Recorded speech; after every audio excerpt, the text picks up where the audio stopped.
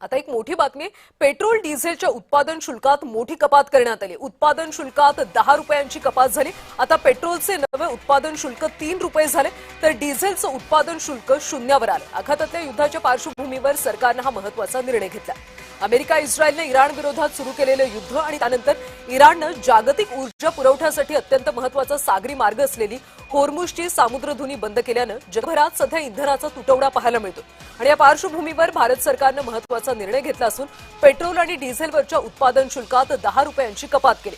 त्यामुळे पेट्रोलवरचं शुल्क हे 3 रुपये प्रति लिटर आणि डिझेलवरचं शुल्क हे 0 रुपये प्रति लिटर झाले। पेट्रोल आणि डिझेल उत्पादन शुल्क आता घटल्याचं पाहायला मिळतं। तर पेट्रोलचं जुनं उत्पादन शुल्क हे 13 रुपये होतं, त्यामध्ये आता 10 रुपये कमी करण्यात आले। त्यामुळे नवं उत्पादन शुल्क आता 3 रुपये। डिझेलचं जुनं उत्पादन शुल्क 10 रुपये होतं, पूर्ण 10 रुपयांची कपात केली। त्यामुळे आता नवं उत्पादन शुल्क 0 आहे, म्हणजेच आता ते शुल्कमुक्त झाले।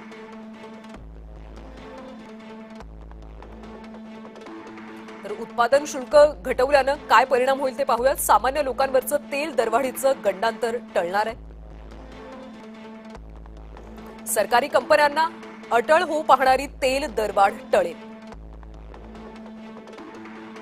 महागलेल्या कच्च्या तेलामुळे सरकारी कंपन्यांवरचा बोजा आता कमी होणार आहे।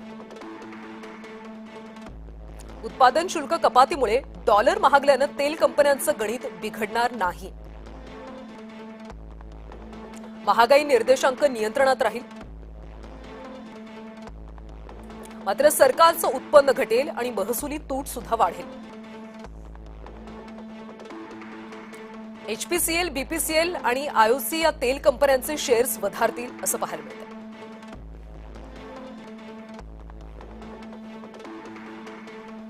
तर पेट्रोलची किंमत नेमकी कशी ठरते पाहूयात। मूळ दर हा 61 रुपये 91 पैसे इतका आहे। नवं उत्पादन शुल्क आता 3 रुपये, तर पंप मालकांचं कमिशन 4.40 रुपये, म्हणजे आता एकूण किंमत 69 रुपये 37 पैसे इतका आहे।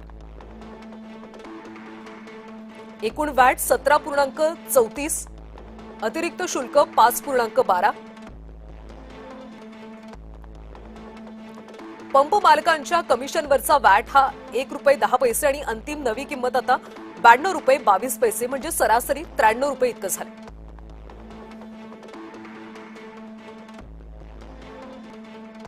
तर अशा पद्धतीने पेट्रोलची किंमत ही ठरवली जाते।